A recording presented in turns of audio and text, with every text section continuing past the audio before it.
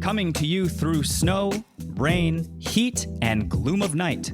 Hashtag save the post office.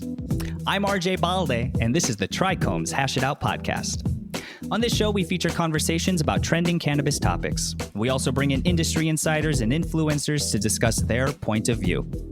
In this episode, I'll be talking to Josh Eisenberg about how delivery services are faring and adapting during the coronavirus pandemic. We'll also talk about how he developed a unique cannabis delivery method, ways to help essential workers feel essential, and much more. Without further ado, let's hash it out. All right, today I am joined by Josh Eisenberg, Wharton School graduate and COO of Pineapple Inc., which includes the California-based cannabis delivery service, Pineapple Express. Welcome to the show, Josh. I'm stoked to have you, man. Thank you so much for having me, RJ. Excited to be here. Right on, right on. So personally for you, man, how has the year been? I've been asking my guests that question on this show, and I always say I know it's a loaded question this year, more so than any other year. So how's it been going for you this year, man? Personally, it's been a challenge. I had some plans for the year, including weddings and travel plans that all seem to get canceled. I think one of the greatest losses of my personal travel destinations was Austin for South by Southwest. I was going to be a speaker for their inaugural cannabis conference at South by Southwest, and that was very disappointing that they had to cancel the whole conference. I mean, it's not just my opportunity that's in shambles, that the whole conference is losing money and they had to let go a bunch of their staff. And I see a lot of pain in all the events in the economy in general. That's for sure. Yeah, man. The events industry. I've had a few guests on here who are in the event industry, and damn. It is it's been such a massive blow. Is South by Southwest, do you know, did they have any plans to go virtual? It happened too suddenly for them to convert. The conference was in March, and so everything got canceled at the last minute.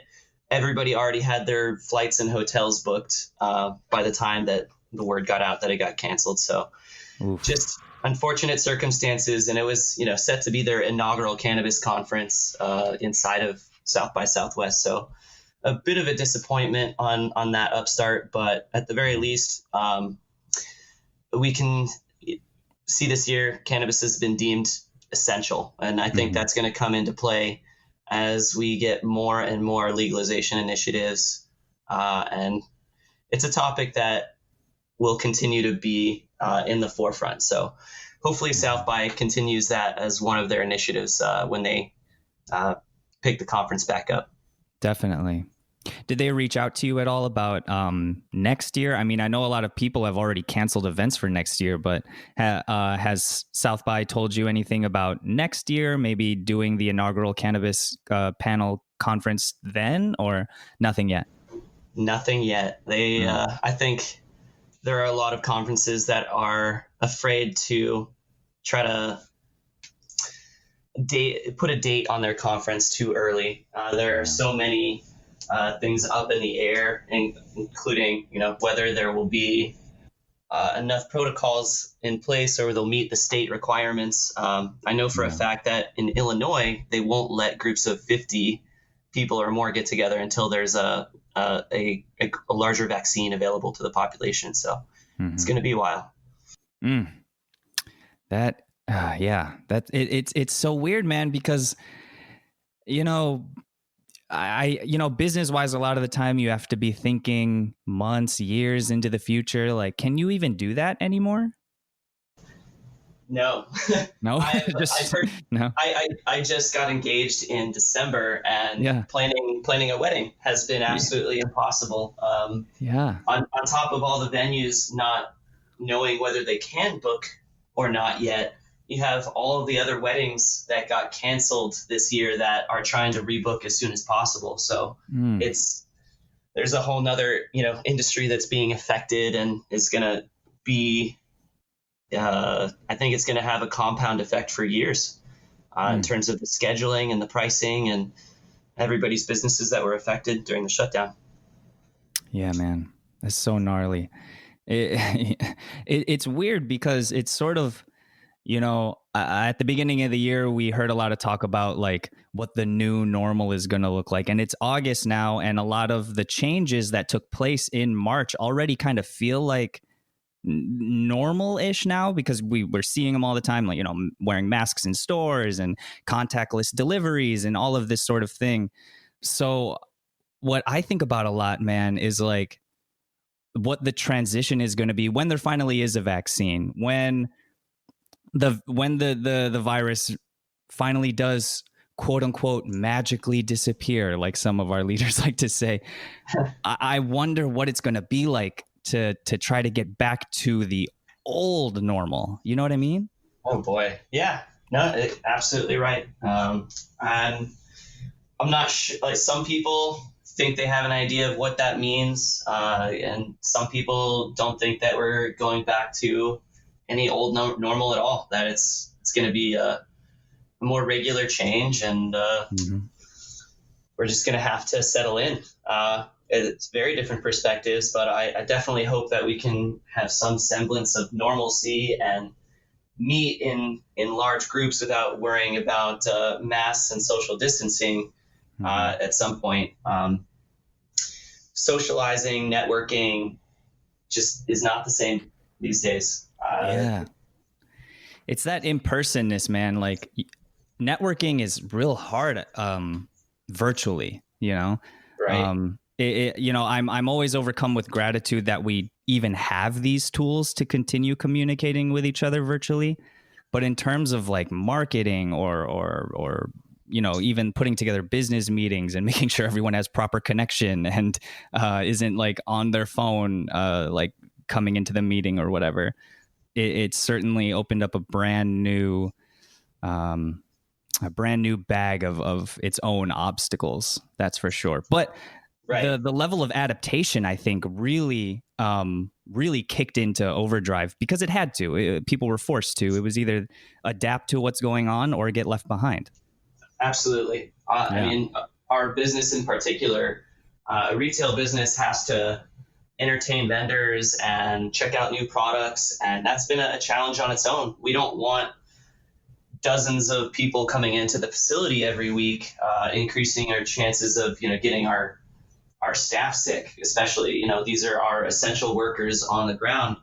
If they get sick, then our business goes down and we can't serve our customers. So really important that we have these strategies in place and make sure that we're minimizing people coming into the facility, minimizing their need to come into the same rooms that the drivers are hanging out, really doing everything we can to keep our workers safe, especially our frontline workers, and keep everything moving as safely as possible. Certainly. Yeah. So tell me a little bit about your history and how you got into this space. I know now that you are the official COO. You've been the official COO of Pineapple Inc., which includes Pineapple Ventures and Pineapple Express, for a little over a year now. But I know that your start sort of started a decade ago. Can you tell me about that? Absolutely. Back in 2011, I was researching the cannabis delivery service after attending a cannabis conference. And then in July of that year, I was able to incorporate. I had found a consultant and a lawyer and had found basically everything I needed to get started. And it was a rough first year. My partner and I got arrested twice each.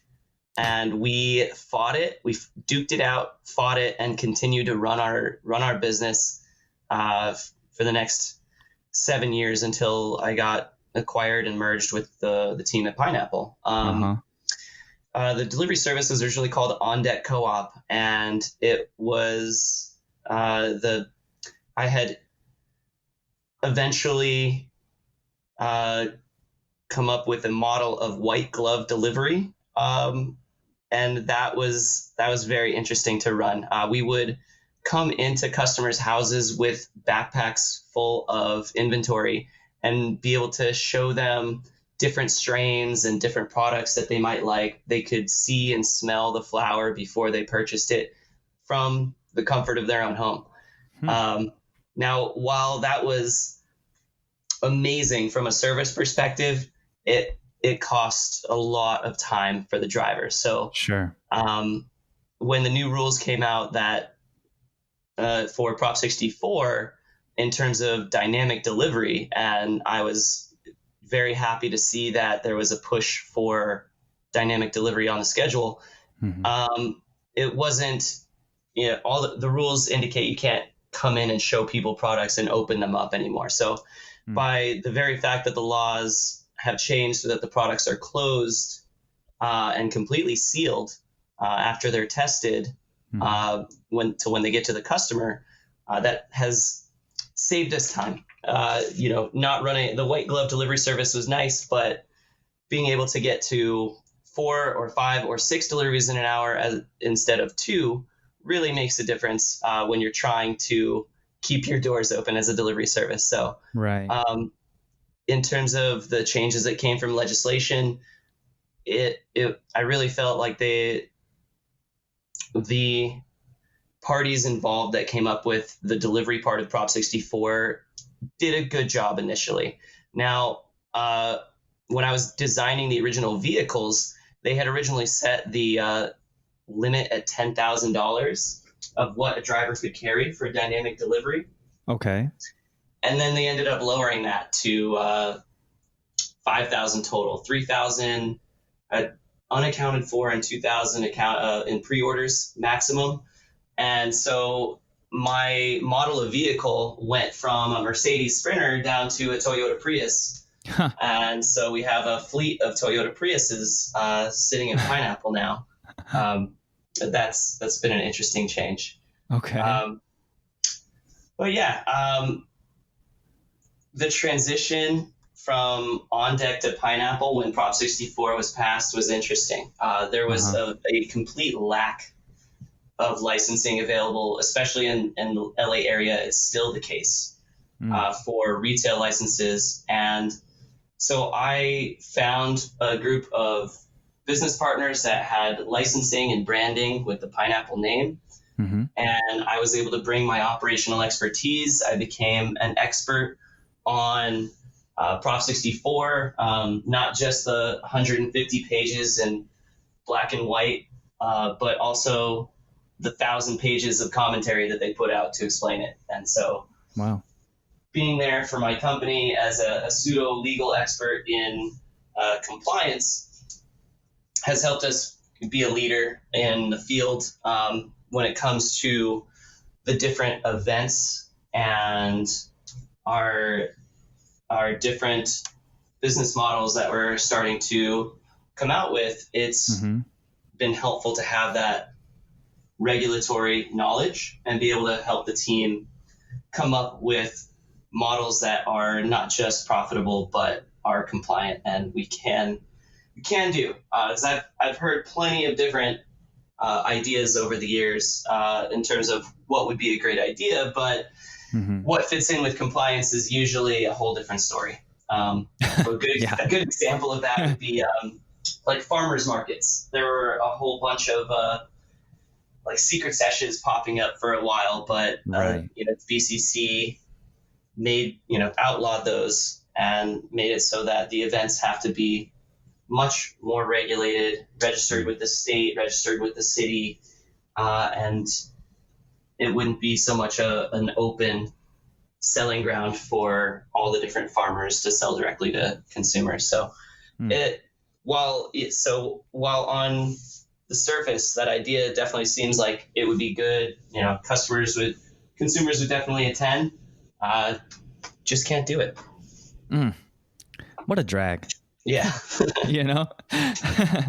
People are just trying to have a good time and support their local businesses and things like that. Now, when did the merge with Pineapple happen? In 2018, I was looking for business partners, and at the end of 2018, we came together. They acquired me and my customer list, and I was able to help the delivery service start off on right out of the gate, having a strong business in Santa Clarita. Nice. And we've been able to take that and really run with it. We've been able to expand the business more than I ever was as On Deck. And we're in more areas serving more customers than we ever have before. Nice. I believe we've served more than 100 customers in a day. And we get as far south as Long Beach and as far north as Santa Clarita in LA at the moment, and continuing to expand. That's awesome. Yeah. And if I have this right, Pineapple is now the largest retail delivery service in the Santa Clarita Valley, right? It's always been. It's always been. That's what's up. Right. Since I started On Deck, On Deck was the largest retailer in the Santa Clarita Valley. And then when Pineapple took over, it took over the title. And there really isn't another delivery service that comes close to our business in the area, and that becomes a self-fulfilling prophecy in a way. Now, because we're so busy, we have multiple drivers in the area throughout the day, every day, and so people can always count on us in that area to get to them very quickly. And so it's always a chicken and the egg thing. You have to put drivers out in the area, and they have to be available in order for people to know that they can consistently rely on you. Definitely. Now, I'm just curious because, as someone who has done delivery work, I've worked at food places that did delivery, pizza places that did delivery, like DoorDash, Postmates, Lyft, things like that. How does it work for y'all? Are your delivery drivers 1099s?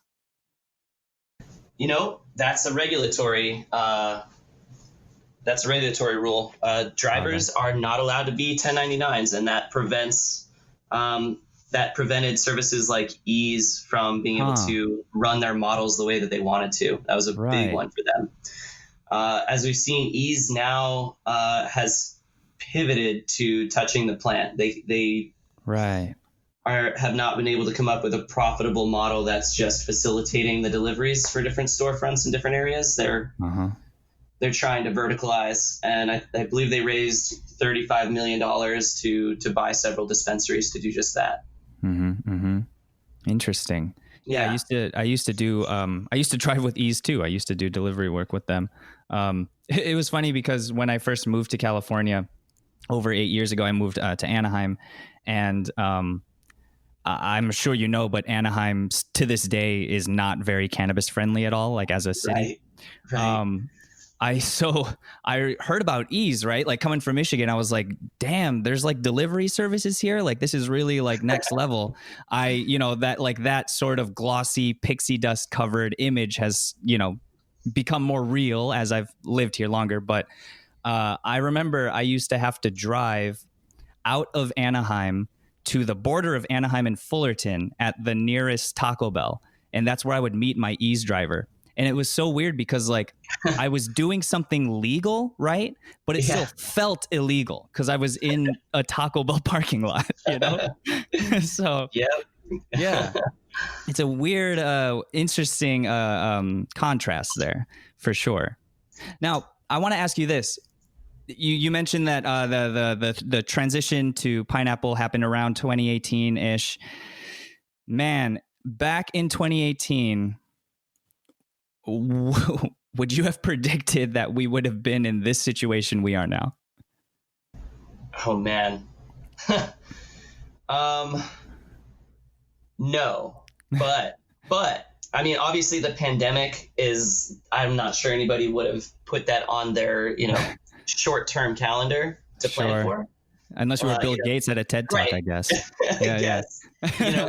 We're due, all these scientists, we're due for a pandemic, or it's going to come. But, when it's once every 100 years, it's kind of hard to count on that. Yeah, for sure. I'd say what I personally was prepared for was just because the market was already pitching at an all-time high, and I was prepared for another recession. And that's what I thought was kind of in the cards a bit. Or there were too many overpriced commodities, too many overpriced stocks where there was going to have to be a correction of some kind. And I had an inkling it might go, turn from a correction into a recession. I obviously wasn't counting on a pandemic to cause any of that, but sure. Either way, since I started the original delivery service in 2011 in the height of the original recession, I got the opportunity to see that cannabis was recession proof back then. The sales were continuously growing. And I found that consumers were not changing their purchasing habits based on any sort of downward trajectory in the economy. And when I started getting to know them more and more and seeing how it works on an individual basis, it really feels that, like most people who use cannabis on a regular basis, they're not going to give that up during a recession. When it's going to act like alcohol similarly, where consumers during a recession now, in my opinion, are either going to spend all their money on food and alcohol or food and cannabis. And so if that holds true, we'll see. But I mean, that's just from my personal observations. And at the very least, it hopefully bodes well for the cannabis industry. There are a lot of people that have sunk their life savings and a considerable amount of time into making it work, and it's more than just a business opportunity for some people. When I got started back in 2011, getting out of Wharton the previous years, I saw a business opportunity, sure, but when I started serving these actual patients, and they would tell me how much it helped them with their different conditions, and whether it's their nerve pain or the brain tumor that they're dealing with, and the surgeries, or the spinal damage. I just saw so much improvement. I did after my first couple months, I became, not just a business owner, but a proponent, just for the social cause of cannabis. Sure. And that was a huge change. And I think that it's been that way for a lot of people that have gotten into the industry. Yeah, definitely. I think one of the aspects of the cannabis industry that I admire most, that I think differentiates itself, along with many other ways to other industries, is that sort of like, to be in the cannabis industry, you also have to be an advocate. Like, you also have to attach some sort of belief in cannabis, whether it be beneficial relief, medical relief, spiritual, mental, physical, whatever, because I feel like cannabis consumers can sort of see through that. If you're not really passionate about what cannabis is and what it does for communities in general, and in that same vein, like the social issues that need to be addressed and corrected, that all revolve around cannabis. If you're not really standing up for that, I feel like consumers sooner rather than later will catch on to that. They'll sense your phoniness. Do you feel that way? I think so. I think that's where some of the backlash came from. MedMen was a bit of an impersonalization. They weren't establishing a lot of brand loyalty based on their connection to the cause. And so, that's definitely a lesson I think other businesses can pull, from their company and others, is exactly what you said is, if you're not concerned, if you don't have that social propensity to want to help people as part of your ultimate vision in your company, and that's not why you're doing it, I think you're right. People will see right through it. Yeah, definitely. That was a good example with MedMen. And I like that you're not afraid to just call them out. That's what's up. Some people come on the show and they're like, I don't want to name names. I'm like, name a name, man. Let's do it. Let's get real. Let's hash it out. You know what I mean? Of course. This is all my opinion, so, Yeah, totally. Oh, totally. Hey, it's a safe space here. Totally a safe space. No judgment. If you could go back in time to your first day as COO, so you've made this transition, you're looking toward the future. It's your first day as COO of Pineapple Inc. In 2018. If you could go back and tell yourself anything without disrupting the space-time continuum, what would it be? Wow. Anything. Oh man, you're talking to a bit of a sci-fi nerd, and so right on. Okay, I'm glad I asked then. The very fact that I'm not sure there's any way to tell myself anything without affecting the time-space continuum. Yeah, see, that's the problem. That's the problem. We're just assuming like whatever you say is safe. Like you can say whatever, and the universe will take care of the space-time continuum. I would say so there was something interesting that happened in March because of COVID. Everybody's delivery sales expanded. Yes. 2 or 3x. Like no matter which delivery company you were, everybody just saw a huge influx in business. And if I could go back in time and tell myself anything, I would say, let's just be in as many places as possible by this time, even if we're not serving as many customers as we would want to. Had we at least been in 10, 15 more areas in Los Angeles and just had our listing on the map, the customer, that was a beautiful opportunity to just have customers flying at you left and right and to be able to build areas. So I would say that's a big one. And in March, there was a huge opportunity to just get an influx of customers in any area that you were in. So yeah, from a business perspective, I'd say that's a big point in time that nobody can get back. Totally. I think that'd be safe for the space-time continuum. I don't think that would mess up your lineage or anything crazy like that. Maybe. I mean, if I told myself why that's going on, and then suddenly I'm sitting there telling everybody that there's going to be a pandemic and to prepare, and I'm ringing the bell on the street. You're right. Yeah. So we'll just have to be very selective with the information that we give out. Just enough to get you ready, but not enough to fully let you into the grand scope of the future. That's for sure. True. So you bring up an interesting point, man, because like when the quarantine first hit, there was a boom in cannabis sales with stockpiling and emergency buying. You mentioned that all delivery services kind of saw like a crazy uptick and jump in sales. How has that affected your business? Did you see that jump, and has it leveled off since then? How are things looking now? Yeah. So when you look at the industry charts, there was a huge uptick in March and April, and then the demand has actually come down. The overall sales volume has come down in the market. We have held our post-COVID sales, which tells us that we're still continuing to grow.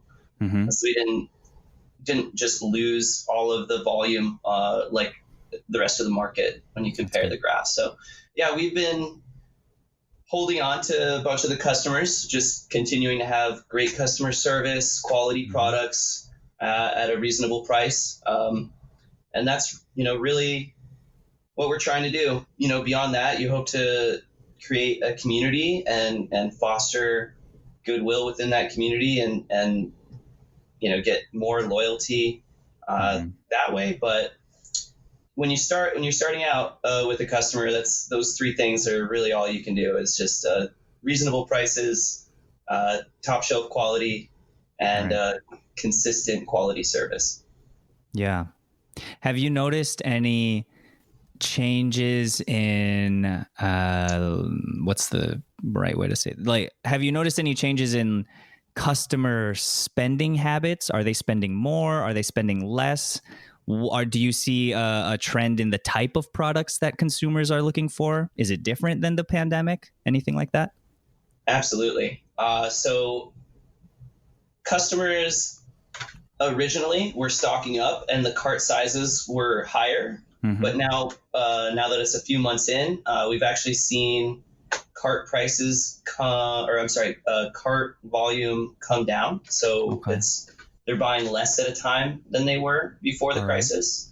And then they're buying a little bit more often.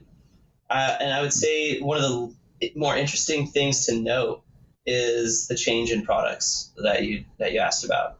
Mm-hmm. The large packs of pre-rolls, 5 packs, are not selling as well as they were, and edibles have definitely risen in their percentage of total inventory that's purchased. So mm-hmm. we've seen a big uptick in edibles and a small slide in pre-rolls, that's for sure. And people can't share the pre-rolls in social scenes as much anymore, Yeah, that's so weird. I feel I feel like the typical sesh with friends is gonna look so different now for a while. That is until we of course we get the vaccine and everything like that. I just did it for the first time in a while, and we smoked 2 separate joints. Okay. I was about to say you shared. No, but that was our way of smoking together. Was we were socially distanced and smoking our own joints. How crazy is that, man? That is so. Cannabis is such a communal resource. It brings people together, and it has brought people together for centuries and centuries. Absolutely. And this is obviously a unique time in many ways, but one of them is certainly how cannabis, like you said, is deemed essential. It's an essential business. People really want their cannabis now more than ever. But then at the same time, the dynamics of how to consume it is very different, especially when you want to be a part of that communal experience. It's a lot. It looks so much different than it did just a few months ago, man. It definitely does. And I think the cannabis industry as a whole is taking advantage of the essential label. I think one of the largest themes that we saw over this last few months is in encouraging legislators for that push for national banking or for descheduling. We see that the constant theme now that's being pushed is we've gone from illegal to essential. We're an essential business. We deserve to have PPP loans just like any other business. We deserve. We need to abide by the same standards as other businesses, and we should get our same benefits from paying our taxes as well. Absolutely. Working on that. Absolutely. The Safe Banking Act will hopefully get through. It's a lock to pass through the House. I never have any qualms about it going through there, but it's just it's Mitch McConnell. And sometimes Trump. McConnell will block it if he talks to Trump and Trump says he's not going to sign it. McConnell will just block it so that Trump doesn't have to not sign or explicitly veto anything. And it's an ugly partnership. And I think that it's setting some bad precedents for any majority leader in the Senate. But hopefully we can change some of the unfortunate precedents that have been set without getting too political. Certainly. Oh yeah, no worries, man. Such an interesting juxtaposition that something again that is deemed essential in this country is still federally illegal, and therefore like we don't help those people that are the foundation of this essential industry. I don't know. We are very much being exposed for the many ways in which our systems sort of run in a backwards way. That's for sure. Yeah. What are your predictions for the future? So, there are these pieces of legislation that can certainly help those in the cannabis industry very much. What are your predictions for how those, well, I mean, you mentioned Mitch dead on arrival McConnell. So what are your predictions for the future? What do you think is going to happen even post-pandemic? How do you think things will fare? It's a fun question. California specifically was on its way toward revamping its entire system, and then they needed to actually hit the pause button on it because of the pandemic. They were only going into legislative sessions for super essential, important things, and the industry works. It's not broken. It didn't need to be addressed this year. The governor put off streamlining the. They're going to combine the bureaus, the 3 California bureaus, into one bureau, as well as reduce taxes. But they postponed it until next year while they work on just legislation that's going to help during this time of the crisis. So I do have high hopes for California. California keeps legislating in the right direction.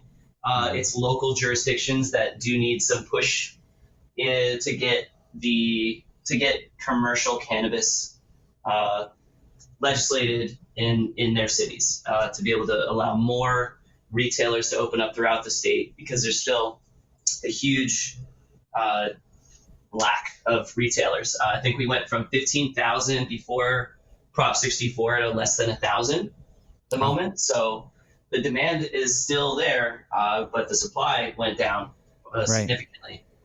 Yeah. And that's huge. So I believe I was just reading an article that there are 26 local jurisdictions set to have cannabis on their ballot this November in California, and that's great. That's wonderful change to see. And I think the pandemic helped in that aspect. I think a lot of the local communities saw their budgets getting slashed due to the pandemic, and see cannabis as a way to recoup some of that lost budget. So at the very least, the cities can start to look at it from an economic perspective and see how it can benefit them. Yeah. I mean, I hope so too, man. Yeah. And on the federal level, before I finish that question, on the federal level, I definitely think that with the new essential title, I think that there will be a push in the next couple of years. If Biden ends up being elected and the Senate flips and everything is blue, I think that it'll be easier to get a national descheduling or national legalization initiative pushed through. When things are divided, it can be hard to get something pushed through unless there's a real big bipartisan push, and that can and will happen. We just need to get more red states legalized, because then at that point their representatives are, they're not vying against it anymore. They're just trying to get what's best for their constituents and get their tax burden reduced to a normal tax burden of a normal business. I mean, do you think that Biden is the dude to do that, though? Because from what I understand, his opinions on cannabis aren't as progressive or widely accepted from the cannabis community as much as other potential candidates' stances were. I don't think that he will be leading the charge, but I don't think it's necessary for him to have to do that either. There are plenty of other groups and legislators that have come up with great common sense legislation that would work, or even just some common sense descheduling or rescheduling. And all he has to do is not veto it. that's all. Like I don't need him to lead the charge. I don't need him to stand up and give a speech on it. I just need him to sign the paper when it's on his desk. Just sign it, Joe. Exactly. Just sign it, man. I'm telling you. Yeah, I agree. He's not the guy to lead the charge. He's For not. Sure. He's never been pro cannabis. We're not going to change his mind to be that much of a proponent and an advocate. And if I were his political advisor, I'd tell him not to make any part of the election about cannabis. This election has nothing to do with cannabis, and I don't know of any voter that is going to change their vote based on an initiative to legalize. I don't think that's where we're at in the country at the moment. Yeah, definitely. I feel that. Yeah, I'm hoping the same thing, man. If he gets elected, I'm hoping that, he just counts on those who are more in tune to sort of take the charge on cannabis legalization. And I'm hoping he'll sort of just defer to the expertise of those who know what they're talking about. Agreed. That's, one can only hope, though.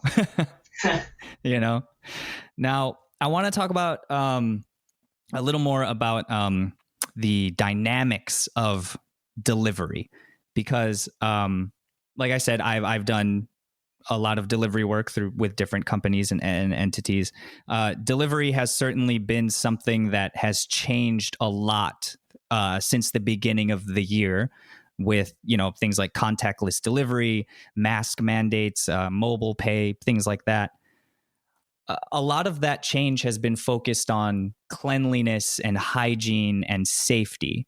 So how do you ensure that with all of your drivers throughout your locations statewide? Because I know that is very difficult to coordinate from a leadership position when you have, drivers spread out in large regions. Good question. Definitely multifaceted approach. First of all, we were very happy to find out that our workers' compensation insurance was providing grant money for PPE. We are in the process of receiving grant money to help reimburse for PPE and future PPE equipment.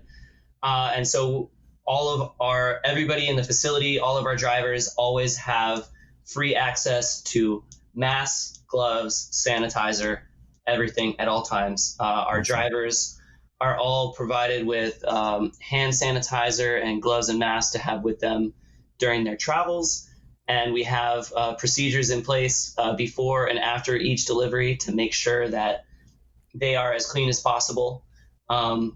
Every 30 days, I put in a request to the Bureau of Cannabis Control to make sure that we don't have to get signatures during COVID.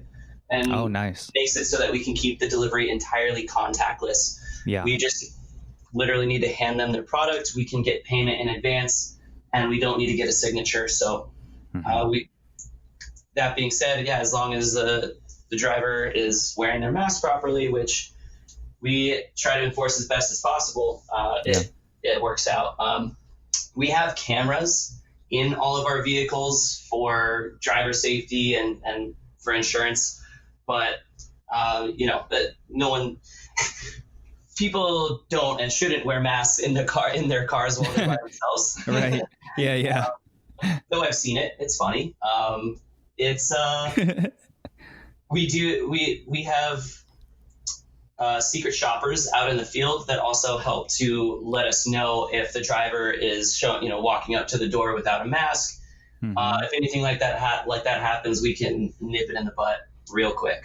Nice. So yeah, we are obsessive about making sure that we are leading the way when it comes to COVID compliance. But it is interesting. Once OSHA finally sent over their final list of all worker requirements for everybody to go back to work, we'd already done everything. We had to come up with what we needed to do at the beginning of the crisis when there weren't any true guidelines yet. So I think a lot of people came out of the crisis stronger, needing to deal with an emergency situation.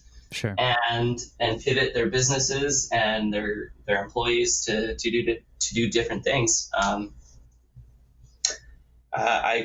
You can only hope that that you continue to improve and as your business grows. I personally believe in the Japanese practice of Kaizen, continuous improvement. Sure. Areas. Yeah. That's dope. I love that, man. That's awesome to hear that you are really taking the initiative and taking that seriously. The safety of your essential staff, of course, is of the utmost priority. And coming from personal experience working with, bigger delivery companies, what you just described to me is more comprehensive already from what I've seen with bigger companies. So hats off to you on that, man, for sure. Thank you. Yeah, of course. And, a lot of the discussion during this pandemic has been on that of the essential worker. Cannabis, like we said before, has been deemed essential. And, I think something that's been illuminating during this time is that those who are deemed essential, whether it be, delivery drivers, janitors, restaurant staff, retail employees, all those sorts of positions, those are our essential staff, but they are also often the most underpaid and underappreciated. So speaking to a former the Wharton School merchandise store manager, what can be done in your mind to further serve those who serve our essential businesses? What can we do to better serve those that are serving our essential businesses? Man, I just see so many people, not personally, but I guess on the internet, getting upset with the frontline workers at stores over just enforcement of their store policy. Yep. And and it's just hard to watch. If I could have anything for those workers, it would just be for them to get their due respect and to just I would just want to make sure that all the workers are being treated with respect at any time. They're going through one of the hardest periods in modern history, and they're the ones that we're counting on. And I don't think giving anybody a hard time is gonna help that. If somebody makes a mistake, it's very easy to talk to them about it in a calm, polite manner than to ream them and I guess make them feel bad about themselves. It's really not the best approach almost ever. Yeah. Not only is respect and patience the best policy during any time, let alone a situation like this, it also lowers your chances of going viral inadvertently. You know what I mean? The chances are a lot lower that someone is going to pull out a camera and record your unnecessary outburst if you just take a moment to breathe, Yeah. All the Karens need to take a breath. Yeah. There you go. That's what I was getting at. I was hoping you would meet me there. I appreciate that. Yeah, no problem. I'm definitely on the same page. Respect is very important. And honestly, I don't know why you'd ever treat somebody who's serving you food with disrespect. I've seen that personally at restaurants, and it's ridiculous. Like these people are preparing your food. You know what I mean? Like, yeah, I can't think of any more reason to be grateful, but that's just me, I guess. That's the key, though. Well, that word right there is just having the perspective of being grateful and keeping that perspective. When you have that, I think attitude and communication with other people falls into place. No doubt. Tomorrow's ground is a foundation laid down by decisions that you make today. Very true. That's what's up. Now, not only am I speaking to a former store manager, I am also speaking to a former Six Flags food service clerk and loss prevention agent. So, man, I got to tell you, I happen to be known to do some work at a certain pixie dust themed park.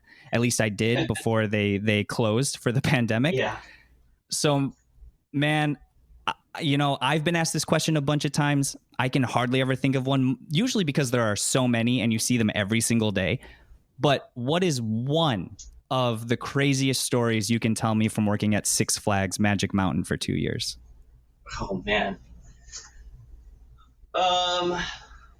Yeah, I don't think I've got a confidentiality agreement in place. I think we're okay. That was how long ago was it? So long. Yeah. It's all good. Oh man.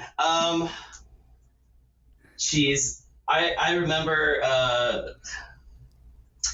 that there was these 6 guys that one of them stole a candy bar, and had they been just a little bit nicer about it, they would have just like gotten kicked out of the park, and that would have been the end of it.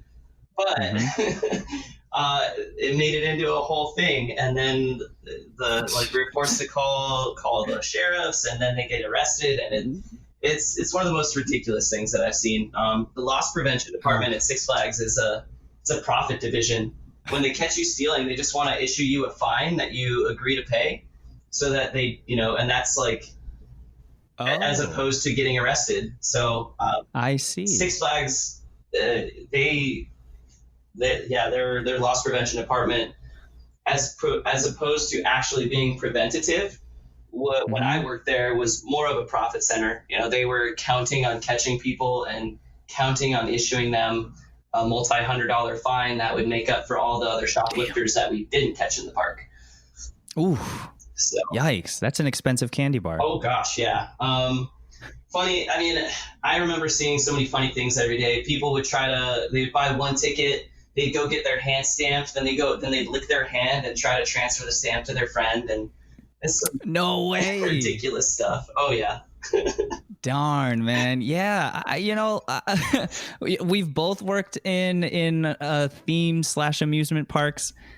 I mean, can you relate to me when I say that theme park goers are among the most unique sort of clientele you will ever work with ever in your life? Oh yeah.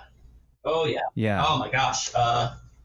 Definitely. Talk about leaving your IQ in the parking lot. You know what I mean? If everything isn't to their expectations, oh my gosh, you can expect to hear about it. There's different. They come in different flavors, but yeah, it's a unique set of customers, or at the very least, those same people are in a different state of mind when they come to the park. You're right. It's like a whole different beast. Yeah, man. It's the glazed over look, and you see it, man. Like when you're a guest at a park, you don't notice it as much because you are that person. Yeah, you know what I mean? Exactly. But when you are behind that curtain and you're like working at that park, man, like you really see some oblivious behavior, some real oblivious behavior. Yeah. Well, it sounds like you might have a story or two behind that. Man, I got a couple. One of the craziest ones, the one that I always go back to is, like I said, I used to work at a certain magical themed park in Southern California. And I was working there. I've been on and off for a while, but in different roles too. When I first started there, it was my first holiday time, and I was working guest control. So it was in the evening. They were doing like, the Christmas parade, Christmas fireworks, all these sorts of nighttime entertainment shows. So picture me in front of the statue of the park's founder, as well as, a certain rodent mascot. I'm there working guest control. Now, the rule is that during the fireworks, during the shows, guests are not allowed to walk through that area. I don't know why. I don't make the rules. I was just told to stand there and not let anyone be in that area. Just me, right? Just me versus 10,000 people. All good. But fireworks start, and that just so happens to be right in the center of where the fireworks are happening. So like, it's sort of the best view. And so as soon as the fireworks start, everyone sort of sees me in this empty area, and they're like, I want to definitely stand there and watch the fireworks. In the blink of an eye, there's hundreds of people surrounding me, right? My shift lead, as you will, sort of sees me floundering in the sea of people. I have my hand up, like I'm popping up like a daisy, like, please help me. He grabs a rope, like the ropes that are used to sort of block off the viewing areas from the walking areas when they do put on these shows. Yeah. He hands it to me. He walks to the other side of this area. And so now we essentially have a rope, and we're like holding it like on opposite ends. And he looks at me and he goes, walk. And I'm like, what? Toward the people? He's like, yeah, walk. So it's me and this dude, right? Me and this one dude literally using a rope to sort of corral everyone outside of that area. And like we were smiling, like, hey guys, please, we got to keep this area clear. Please enjoy the show. But like, we're literally like corralling these people like we're working at some stable or something like that. It goes without saying that some dad really got upset with me. He wanted to, like fine me after my shift or whatever, which like you can't really do because we have our own entrances or whatever. Yeah. But, so that was that was probably my most magical holiday season. Wow. If I will say that. Yeah. Amazing. Yeah, man. Yeah. Theme parks are a different beast. That's for damn sure. So I definitely wanted to ask you about that because it's not every day that I get to talk to someone who has overlap in the same sort of things that I do. So thank you for indulging me in that conversation. No problem. Well, right on, man. Josh, thank you so much for taking this hour of your day today to sit down and have this conversation with me. I really appreciate the work that you're doing. I really appreciate, the innovation that you support, the respect and gratitude that you advocate for your staff. And I love the work that you're doing, man. Before we go here, where can our listeners find out more about what you're up to and what Pineapple Inc. is up to? Anybody that wants to connect with me professionally can find me at linkedin.com/kjoshua. And pineappleexpress.com is our delivery website. Pineappleinc.com will get you to our corporate page to inquire further. Quick shout out to my mom and my fiance for all their support over the years, and to everyone in my company that's helping make this dream a reality and working right alongside me every day. I love that, man. It takes a village, doesn't it? It really does. It does. Even in a virtual time, it takes a virtual village. Well, yeah, shout out to your loved ones too, man. I hope you continue to be well, and I hope you and your family and your loved ones continue to stay safe out there, and hopefully we can meet up again for another conversation in person. Yours as well. I would really look forward to that. Can't wait until events start back up again. Thanks for your time. Yeah. Oh, man. You and me both. All right, man. I'll talk to you soon. Take care, okay? My thanks again to Josh Eisenberg for joining me. If you are a member of the cannabis community and have a story you want to share with us, we would love to hear from you. You can reach the show at hashitout@trichomes.com. You can help others find the show by taking a moment to subscribe to the podcast and write a review. You can also join the discussion with industry insiders and get your voice heard by joining the community at trichomes.com and following us on all social media. Hash It Out is produced by David Fortin and presented by trichomes.com. I'm RJ Balde. Thanks for listening.